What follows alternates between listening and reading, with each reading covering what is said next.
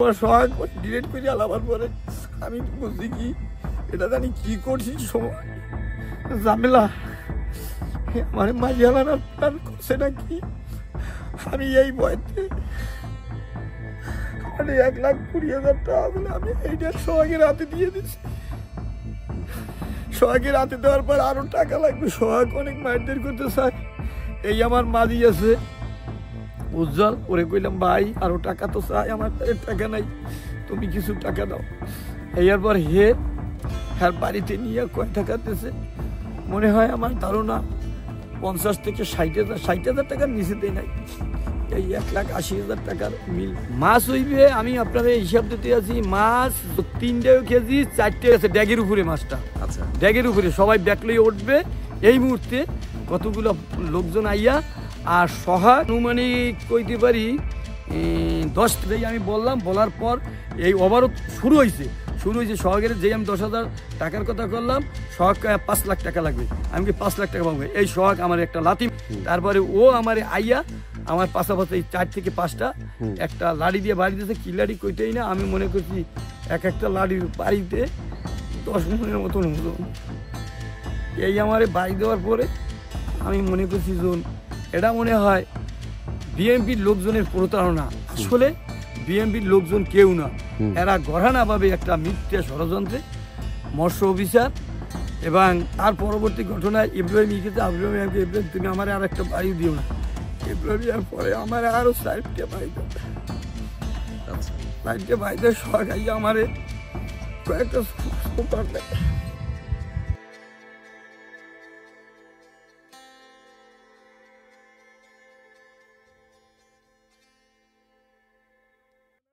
ঘটনার সূত্রপাত মাছ বিক্রির টাকা থেকে। অনুসন্ধানে নিশ্চিত হওয়া গেছে ডাকাতির আগের দিন মাঝি 1,59,000 টাকার মাছ বিক্রি করেন, যার ক্যাশ মেমো আমাদের হাতে আছে। সবুজ মাঝি তার বর্ণনায় আমাদের জানিয়েছেন 12 জনেরও বেশি এই চক্র তাকে জিম্মি করে, মারধর করে এবং নগদ 1,80,000 টাকা ও খোরাকি মাছ ট্রলার থেকে লুটে নেয়। আমরা শুধু সবুজ মাছির কথা নয়, তার বোটের অন্যান্য মাছিদের সাথে কথা বলে এই পুরো ঘটনার সত্যতা যাচাই করেছি এবং তাদের ভিডিও রেকর্ডও আমাদের কাছে আছে।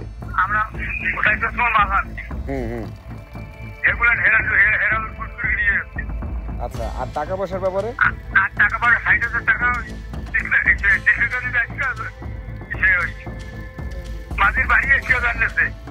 আর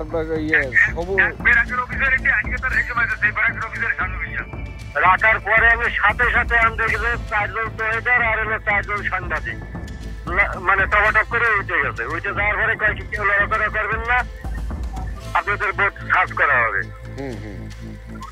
আমরা বলছি সার্চ করেন, সমস্যা কি, আমরা কেবল আইসি, আমরা বোটটা হিসেবে রাখছি।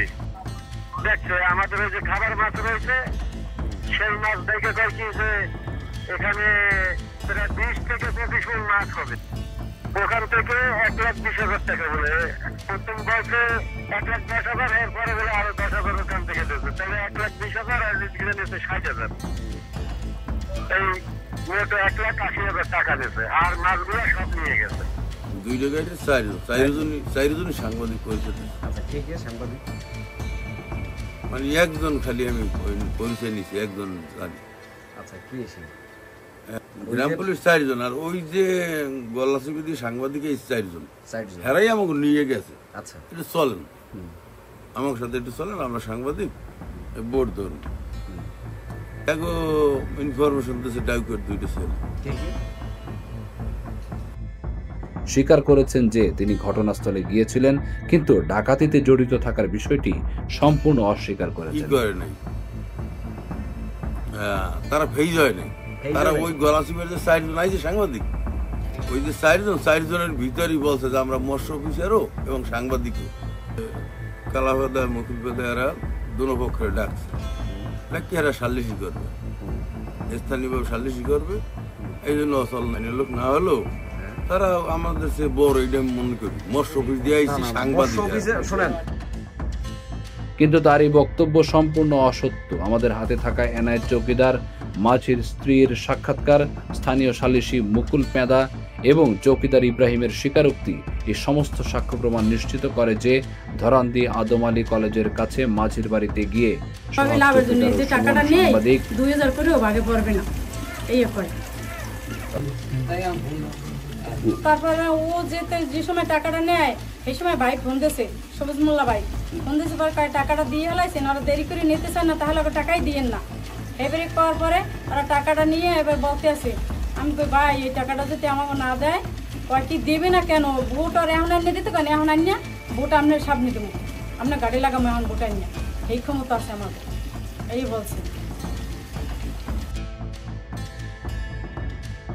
দৈনিক আজকালের খবরের পরিচয় দানকারী সেই সুমন সাংবাদিক জোরপূর্বক বাকি 60,000 টাকা গুনে নিয়ে আসেন।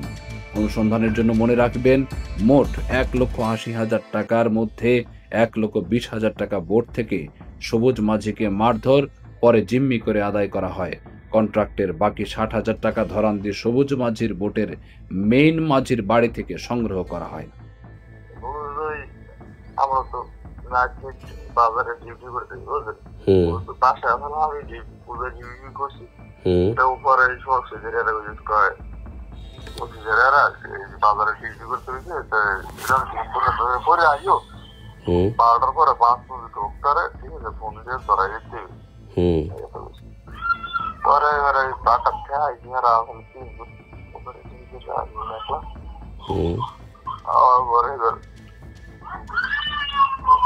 এই ডিউটি করতে আসি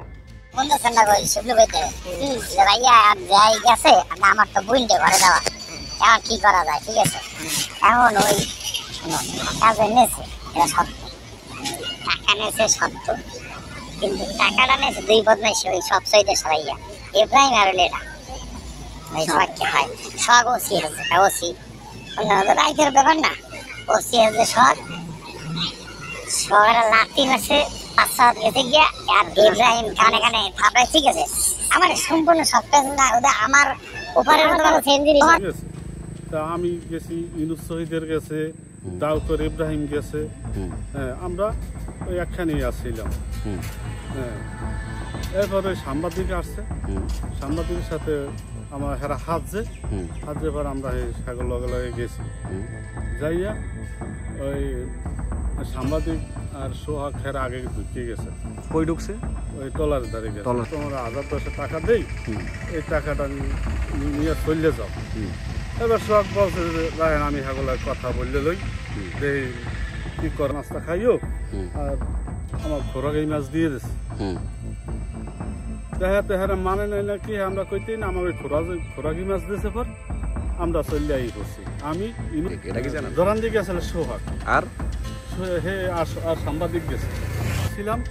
তারপর আমাকে ও ধরান দিকে আইসা আমার হাতে 2000 টাকা দিয়েছে, ইব্রাহিমের হাতে 2000 টাকা দিয়েছে, ইউনুস শহীদের কাছে 2000 টাকা দিয়েছে। আমি যা বাড়ি চলে আই করছি, এই তো শেষ।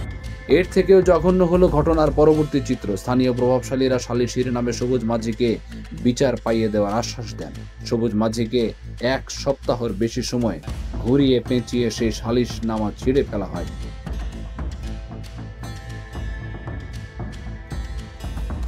তিনিও ছেড়ে কথা বলার মানুষ নয়। সবুজ মাঝি হয়তো এতদিনে আদালতের দ্বারস্থ হয়েছেন, কিন্তু আমাদের একটা প্রশ্ন থেকেই যায়, কিভাবে একটি পরিকল্পিত সংঘবদ্ধ চক্র, যেখানে সরকারি পোশাকধারী গ্রাম পুলিশ এবং হলুদ সাংবাদিকরা প্রকাশ্যে ডাকাতি করে,